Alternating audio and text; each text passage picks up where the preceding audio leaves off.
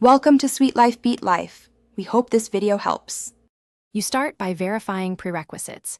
You must have admin access in both Google Ads and the analytics property you plan to link. Once done, open Google Ads, go to Tools and Settings and choose Linked Accounts, then select Google Analytics. Make sure you identify GA4 versus Universal Analytics up front because you will use the measurement ID or UAXXXXX accordingly. Also, enable auto-tagging in ads now so click data flows into analytics. This saves manual UTM work later. Next, you complete the linking process.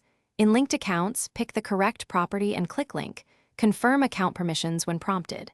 Then import what matters, conversions, audiences, and remarketing lists from analytics into Google Ads so bids and targeting use that data.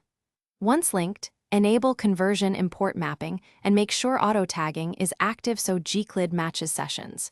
If your site uses multiple domains, set up cross-domain measurement in Analytics now, because otherwise sessions will break and attribution will be incorrect. Finally, verify the connection by checking real-time and ads reports. Clicks and sessions should appear and align. Imported conversions will show up in ads, usually within 24 to 48 hours. Test conversion flows yourself and watch for Gclid parameters in landing page URLs to confirm auto-tagging works. If numbers don't line up, first check admin permissions, ensure the correct measurement ID or UA property is linked, and confirm auto-tagging is enabled. This single troubleshooting step fixes most linking issues. Thanks for watching. Consider subscribing if we helped you.